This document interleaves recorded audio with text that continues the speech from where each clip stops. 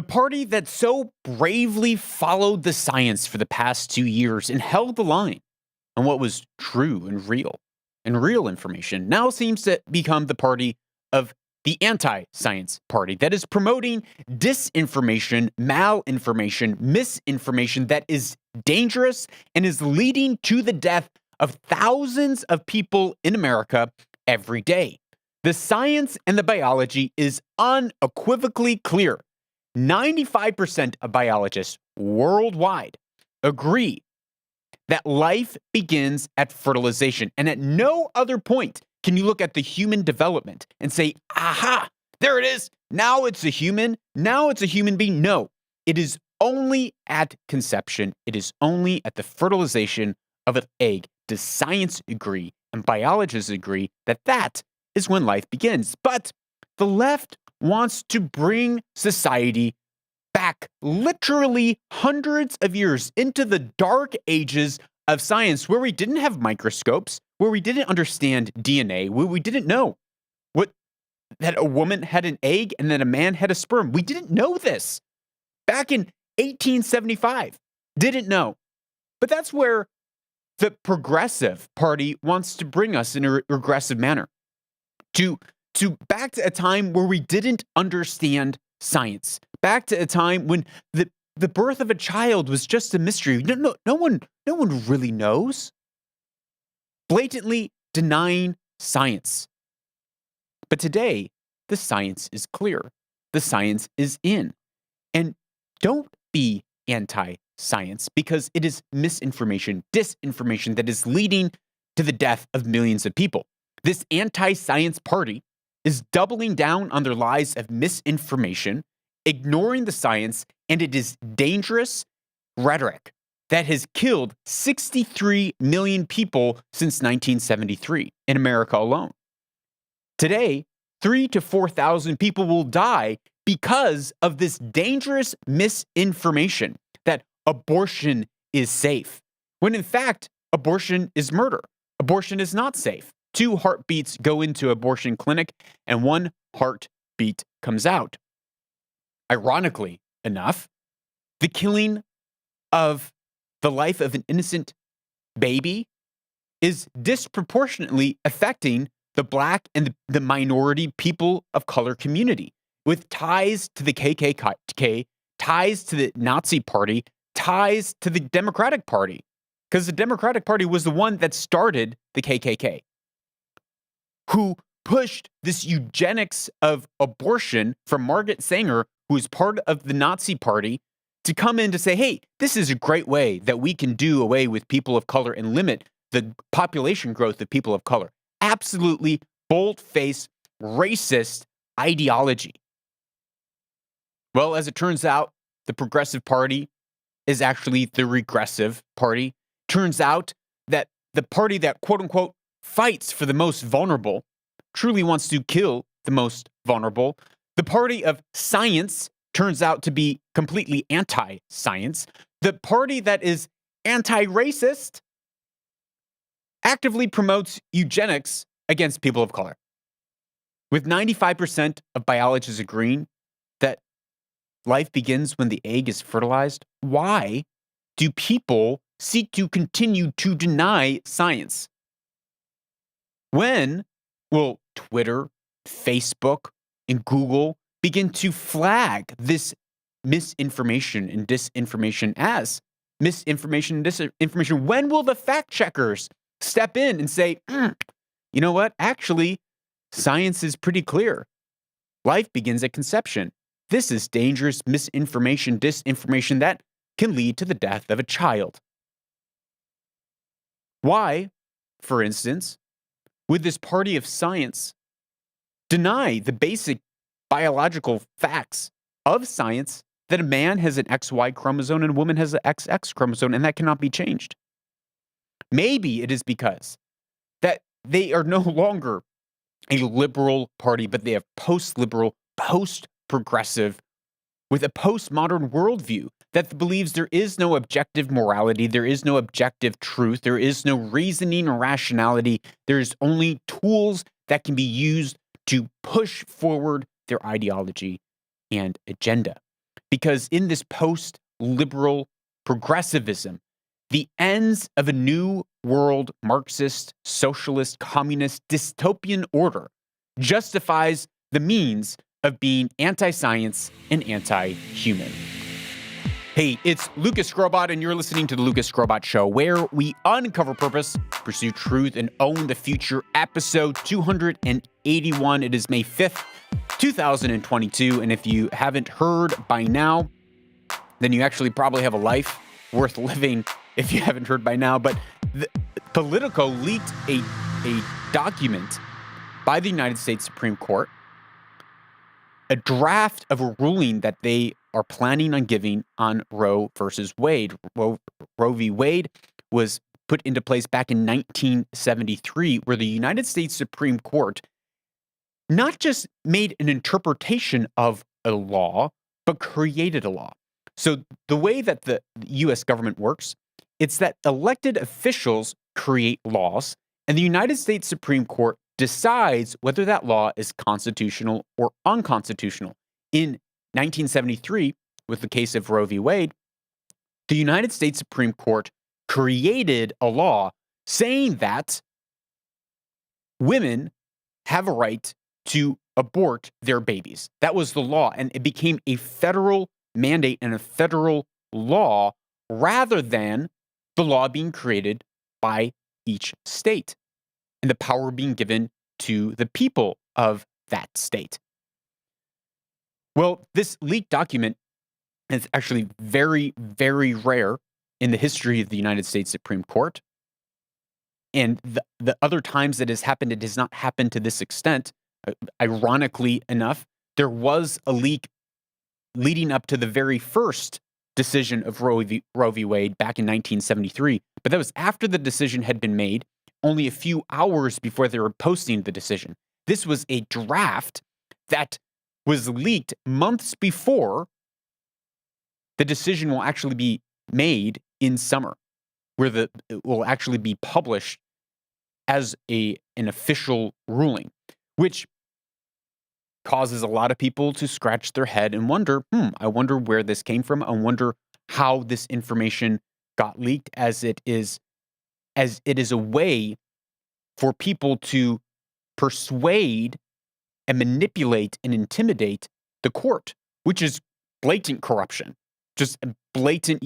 You do not want to live in a society where the tyranny of the masses, or even a tyranny of a minority, is using threats and coercion of violence to sway a justice system. Definitely not the way that you want to live.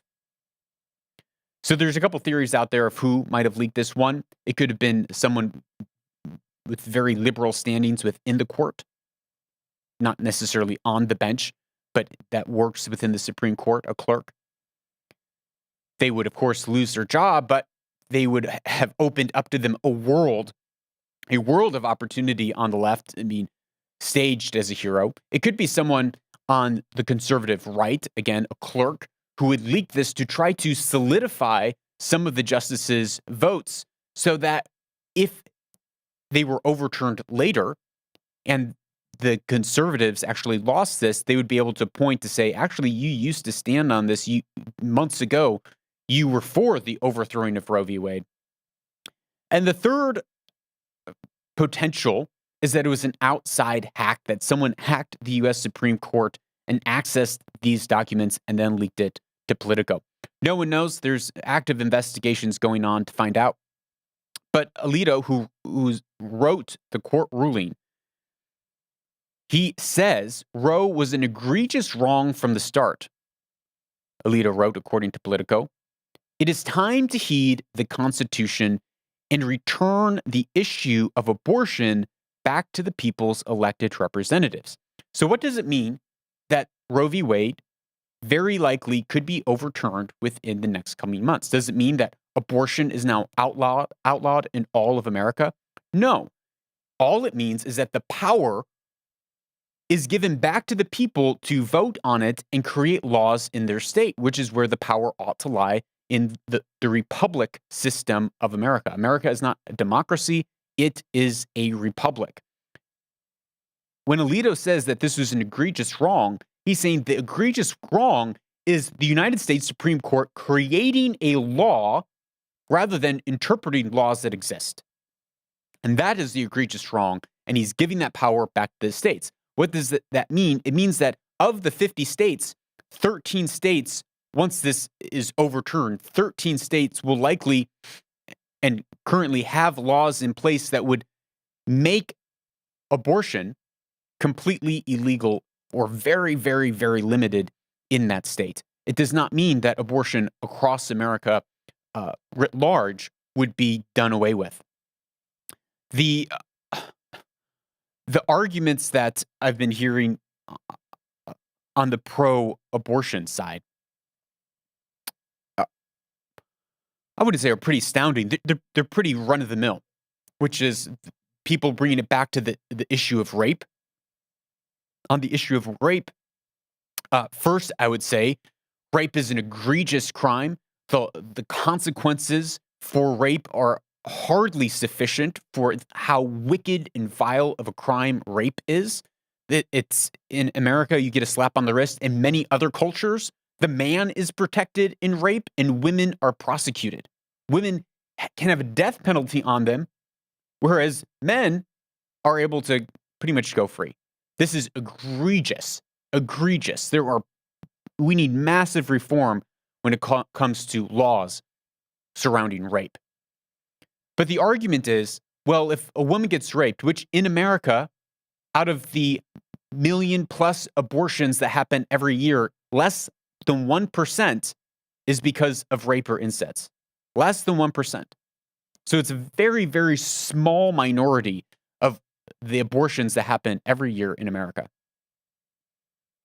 The argument then goes, well, if a young girl or a woman is raped, she should be able to abort her child. The problem with this argument is that is grossly unjust. Biologists agree. Life begins at conception. Therefore, that is a human life, which has a right to life. They are not guilty of any crime. They were conceived out of a crime, yes. Is it fair that the woman has to carry that child through conception? That trauma is ongoing? Absolutely not. But that is not the child's fault. That is the man who created an egregious crime against that woman's fault. He should be held liable, not the child. The child is innocent. So you have a situation where there's something that's terribly wicked and unjust that happened, and you're seeking to make it right. You're seeking to bring healing and restoration to the situation. Killing an innocent bystander, the child, does not make the situation more right. It only makes the situation more wrong. It only brings further injustice to an already dark and vile, wicked situation that's done by wicked and evil men who should be absolutely punished to the full extent of the law. When I am in these conversations with people, I always bring it back to this. When does life begin? They kick it around the bush. Well, I don't know. I'm not a biologist. Okay, well, I've done the research. I've looked at the biologists and the research that they've done, and unequivocally, they say that life begins at conception. There's no point that you can look in the development of a human, from a baby onwards, to say this is when life begins. And if life begins at conception, which it does, then that individual has rights as a human being, and no mother, no individual has the right to take someone else's life. Well, here's the President of the United States of America, President Joe Biden, agreeing with just this statement, more or less. I said, I believe I have the rights that I have, not because the government gave them to me, which you believe, but because I'm just a child of God. I exist. I delegated by joining this union here to delegate some obligation, some rights I have to the governments for social good. President Joe Biden, right here in this clip, claims that he has rights because he is a child of God, not because the government gave them to him. And because the government did not give him those rights, but God gave him those rights, the government cannot take them away. A baby in the womb has God-given rights because they are a what? That's right, President Joe Biden, a child of God. And since God has given them that right to life, no one, no mother, and no government has the right to take that life away from them. Seems pretty obvious to me. If our rights to life is given by God, then a mother does not have the right, a woman does not have the right to take the life of her child. Here's Biden again weighing in on his religious views. Remember, President Joe Biden is a quote-unquote devout Catholic. And if you don't know, devout Catholics, or all Catholics, the Catholic Church declares that life begins at conception. Life begins at conception. The Catholic Church, out of all the churches or the the dome of Christendom, has held the line on abortion stronger than anyone else across the globe. But this is what President Joe Biden has to say. What all basic mainstream religions have historically concluded, that the existence of a human life and being is a question. Is it at the moment of conception? Is it 6 months? Is it 6 weeks? Is it quickening, like Aquinas argued? I mean, so the idea that we're going to make a judgment that is going to say that no one can make the judgment to choose to abort a child based on a decision by the Supreme Court, I think goes way overboard. Thank you guys. The midterms. Here's what does this mean for the Democrats? Here's the president saying that all the religions are saying, well, it's really a question. When does life begin? I don't know. He's referring to this term ensoulment, which religions, Islam, Judaism included, the Abrahamic faiths, look to and say, we don't know. And this was hundreds of years ago when there wasn't microscopes, when we didn't understand DNA. They would say, we don't know the development of a child in its womb, in the mother's womb. And so in Islam, some generally believe that it's at 120 days after fertilization. Others in Islam, other Muslims and Hadiths and schools of Islamic thought say that the embryo has ensoulment 14 days post-fertilization. 14 days. Now, he refers to here Aquinas. Aquinas lived in he was born in 1974, he was born in 1274. 1274. 800 years ago lived Aquinas. Even Da Vinci and Einstein, they didn't understand the human anatomy, the human body. They didn't understand DNA, and they didn't even know that women had an egg and men had sperm. They thought that we were all just kind of Russian egg nestled in, and that in Adam I existed, and it's just these eggs that keep on popping out. That's what they believed. But he is now trying to reference Aquinas, which we talked about Aquinas. I love Aquinas, a lot of his stuff. And Aquinas said, yeah, I don't really know. I think there must be some sort of quickening where all of a sudden it becomes human. I don't understand it. So here's Biden trying to reach back to literally bringing people back to the 1300s, to 1274. And ignoring the science, ignoring the biology. Absolutely insane. Here's the WHO. Here's a tweet by the WHO claiming that women should have the right. This is the director of the WHO, Dr. Tedros. The women should always have a right to choose when it comes to their bodies and their health. Restricting access to abortion does not reduce the number of procedures. It drives women and girls towards unsafe ones. Access to safe abortion saves lives. The problem is here, abortion does not save lives. There is no such thing as a safe abortion. Abortion kills people. End of story. And the science is clear. A person begins at conception. But the party of science can't get their science in a row. Pending Justice Jackson, who's just put in by the Biden administration, we played these clips probably a few weeks ago. In her hearing, she was asked about what a woman is. Here's Justice Jackson. Can you provide a definition for the word woman? Can I provide a definition? No, Yeah. I can't. You can't? Not in Okay. this context. So you I'm not a believe the meaning biologist. of I'm not a biologist. If she's not a biologist, then shouldn't we go and look at a biologist and see what a biologist says?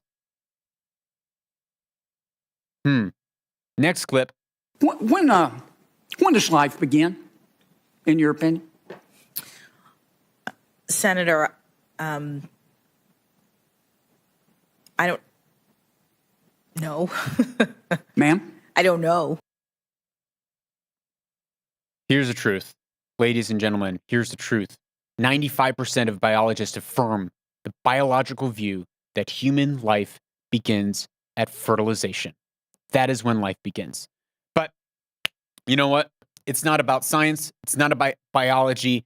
It is about the killing of unborn children, the shedding of innocent blood through unborn children. It empowers. This is where we get a little swirly and spiritual. But hey, we talked about Megan Fox just on the last episode, where we talked about the drinking of blood and satanic rituals and ayahuasca and opening up portals and having these spiritual encounters and spiritual beings.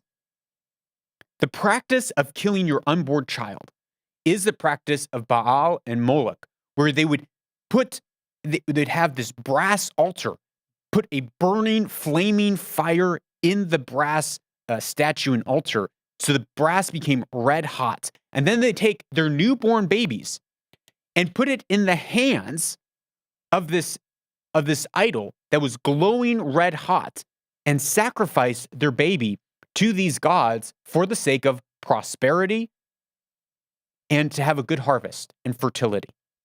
That's what these gods were. They have ritual satanic prostitution. And this is the root that is driving these ideologies. It is a spiritual root. It is a spiritual empowerment of the dark and demonic realms through abortion, through the shedding of baby's blood, which opens up the demonic powers and portals and empowers people. It is why Hitler was mass killing. It is why abortion is still such a massive issue. It's because people are sacrificing their babies on the altar of prosperity. And it is a demonic activity and ritual, and it needs to be absolutely rejected. It needs to be absolutely rejected because this is what it leads to. In Canada, switching gears a little bit, in Canada, they have begun euthanizing the poor. Sounds far-fetched, but when life is no longer valuable, when a human being no longer has value as an individual, but only has value when they are adding value to a society, this becomes the norm. Well, in Canada, they have the MAIDS law, which is medically assisted suicide. Medically assisted assistance in dying is what it's called. Sorry, medical assistance in dying. Well, they also have another law called the Bill C-7, which is extending that euthanasia law. And now if you are suffering from an illness which cannot be relieved under conditions that are acceptable to you, you can now take advantage of a medically assisted suicide in Canada. Well, what this has led to is euthanizing of the poor. There's a couple just horrible stories from this article. One, a woman in Ontario was forced into euthanasia because her housing benefits did not allow her to get a better housing situation, which didn't aggravate her crippling allergies. Another disabled woman applied to die because, quote, she simply cannot afford to keep on living. Another sought to be euthanized because COVID-related debt, which left her unable to pay for treatment, which kept her chronic pain bearable. Under the present government, disabled Canadians got $600 in financial assistance during COVID, whereas university students got $5,000. So here is Canada allowing people to say, yeah, you know what? I want to get knock me off because I can't pay my debts, because I can't afford to keep on living. Rather than creating a system to help these people, remember, it's all about helping the most vulnerable. Instead of really helping the most vulnerable, Canada has found a way to save $86.9 million a year in cost reduction from the old MAID system, the medically assisted assistance in death, and will save this bill, C7, would create an additional $62 million of saving per year. That's what, about $160 million or $150 million per year in savings by killing people rather than helping them. Another man was just living in his feces and urine, asking to be admitted into this euthanasia program because of his disability and his inability of his family or himself to take care of him. And this is the image of mercy and compassion that leftism wants to bring to the world. Not to help the vulnerable, not to help the sick, not to help the dying, but to euthanize them. Because life does not have meaning or value unless you're adding something meaningful and valuable to the society. This is the issue when you say that life doesn't begin at conception, because there's no other point that you can then say life begins here. If it's at ensoulment at 120 days, well, if the baby's 119 days, 118 days, with a beating heart, brain waves, can feel pain, you can see its fingertips, does that now, one day difference now, okay, well, that's okay, you can kill the baby. What about the day before you give birth? The water breaks, gives birth. About to give birth, can you kill a child then? What about afterwards? Because this whole argument, well, the child is dependent on the mother, and therefore the mother shouldn't be held, hostage to that. Well, there is that law that was recently put in place, HR 2223 in California, that says that a mother or doctor would not be held liable if and no investigation would happen if a child died 7 to 28 days post-birth. So if after birth, you just lay your baby down on the table and decide not to take care of it, it dies because you didn't take care of it, well, you're not held liable. Because after all, it's not really a human. Would then people with disabilities or Down syndrome, do they have a soul? Do people with amnesia, do people with Alzheimer, because they've forgotten who they are, have they lost their soul? There's so many issues when life does not have value and when life does not begin at conception. There are so many issues that are being manifested right before our eyes. In Canada, they are pushing to allow, quote unquote, mature minors to euthanize too. This is where it's going. Not just a slippery slope fallacy that one day it might end up going there, but it is there now, and it is there today.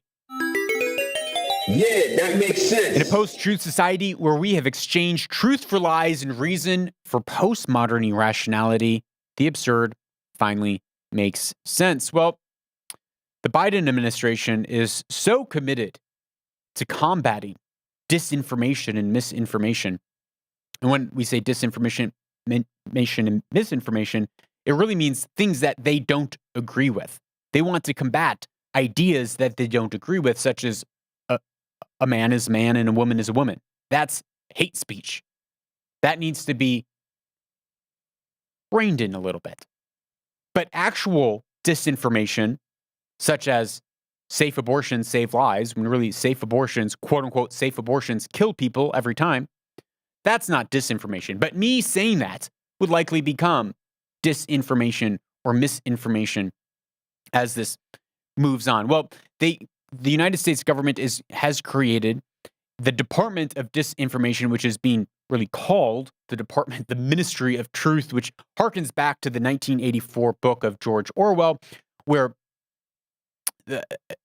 a dystopian book, which is an incredible book. I absolutely recommend that you read it, where everything is controlled. Every thought is controlled. Every sentence is controlled. Everything is monitored. The way what is true is being controlled and told to you by the government, and you're not allowed to think.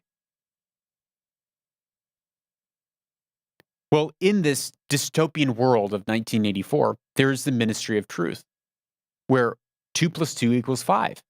And everyone has to believe it. Everyone has to agree with it. But it's under this to keep you safe.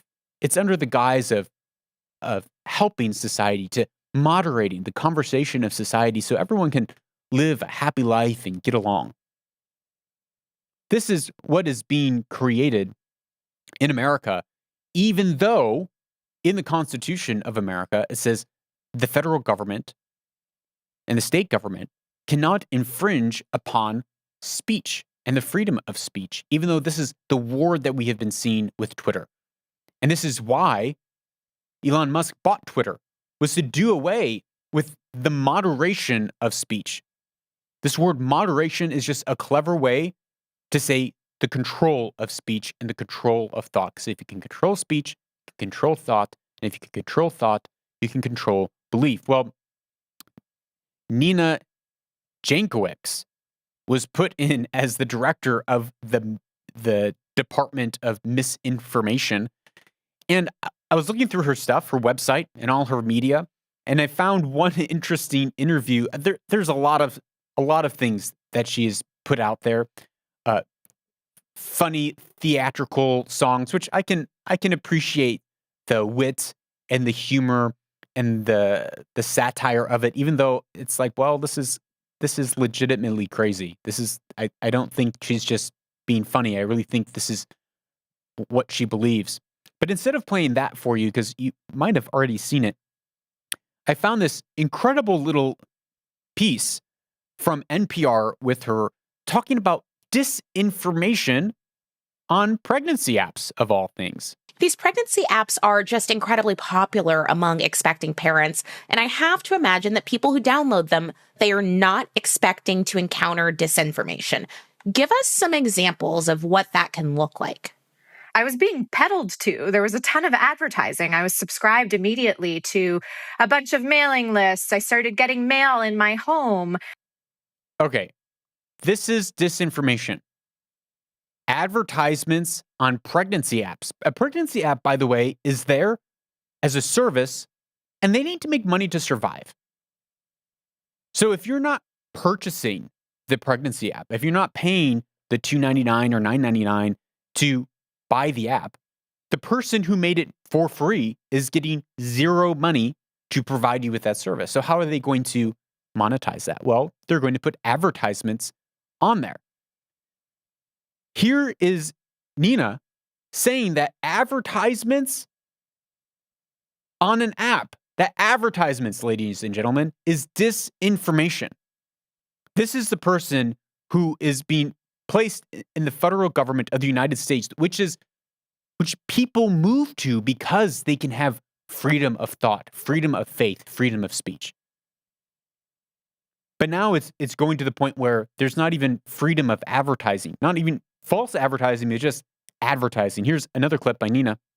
Headlines like, "Can you have sex while pregnant?" Which in the disinformation world, we know that those questioning headlines are just clickbait. And so we encourage people to write them a little bit differently, to include the main idea in the headlines. Now, apparently, copywriting is disinformation. Copywriting is the writing of words to sell something or to cause people to engage. So if I write a headline or a title of the show that makes you say, this is interesting, I'm going to click on it to see what it says.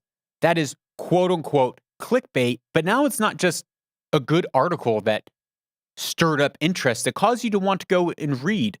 Because if I or someone else doesn't write a good headline for you to click and read, you won't click and read.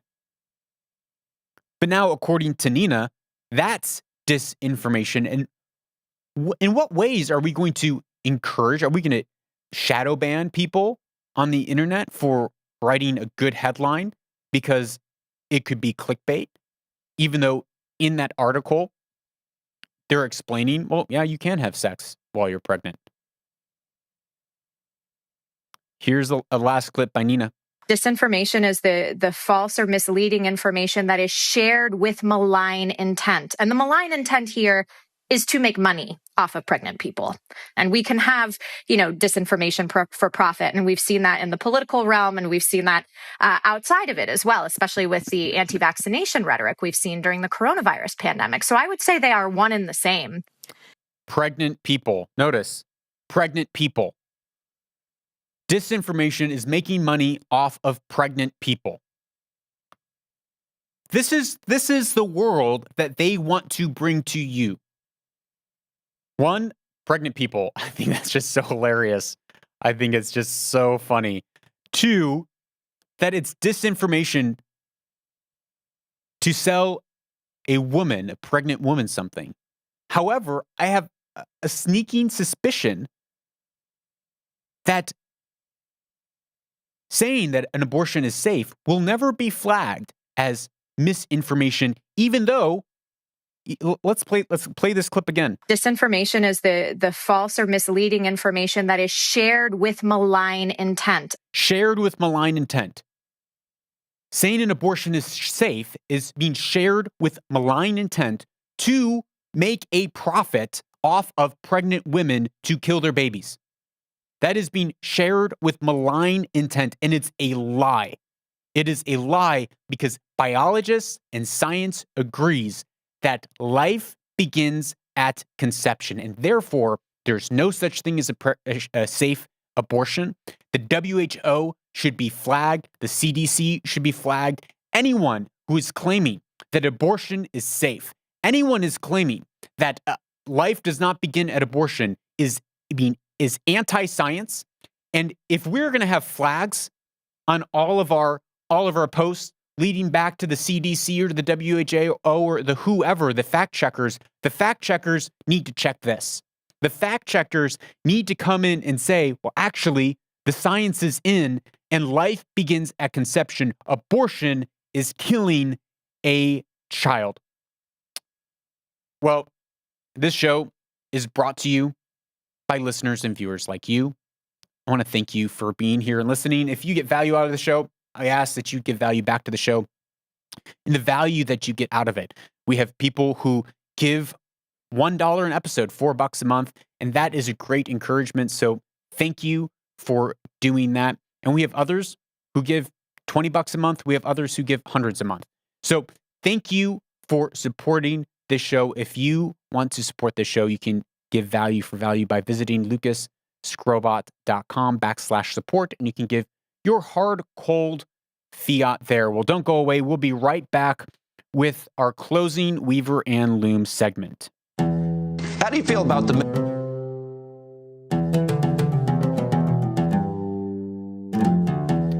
Welcome back to Weaver and Loom, a part of the show where we take ancient wisdom and we weave it in with our everyday lives so that we can own our future and weave our destiny. Man, I have been on a Warren Buffett kick. I think it's probably because I've been thinking a lot about the economic situation and turmoil that we are going into, that we are in the middle of with inflation. And I know it's a big thing that we've been talking about here on the show, and it's in the zeitgeist of media. So I pulled a clip from Warren Buffett from the latest Berkshire Hathaway board meeting or members meeting, partner meeting. And here's this brilliant 1 minute clip of how to defend yourself and the best thing that you can do to protect yourself against inflation. The best thing you can do is to be exceptionally good at something. If you're the best doctor in town, if you're the best lawyer in town, if you're the best whatever it may be, no matter whether people are paying you with $1 zillion or paying you, they're going to give you some of what they produce in exchange for what you deliver. And if you've got it, and if you're the one they pick out to do any particular activity, sing or play baseball or be their lawyer, whatever it may be, whatever abilities you have can't be taken away from you. They can't actually be inflated away from you. Somebody else will give you some of the wheat they produce or the cotton or whatever it may be, and they will trade you for the skill you have. So the best investment by far is anything that develops yourself. And it can't, not taxed, so that's what I would do.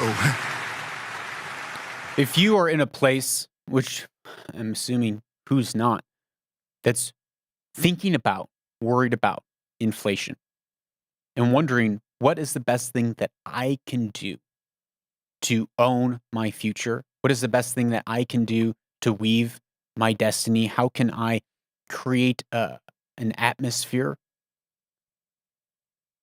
and a life that is able to support my kids for generations to come? Where can I invest? Invest in yourself. Because as Warren Buffett said, that cannot be taken from you. That cannot be taxed. Your skill cannot be taxed, and it can never be inflated away from you. Well, that is all for this episode. Thank you so much for listening. If you want to get more out of this episode, please share this with a friend and talk about it. And through that, you will get more. One, by building community and friendship. Two, when someone shares something with me, I always feel loved. And then three, you then having a conversation around these ideas, especially around the idea of abortion and the fact that life begins at conception, will help you articulate these ideas even better. Also, if you have any questions, feel free to WhatsApp me at +1 202 9220 220, and I will love to hear from them. And if you ask a question that's bad enough, we'll play it right here on the show. That's all for today. Go out this week. Remember, be pro-science, pro-biology. Life begins at conception. Invest in yourself and own your future.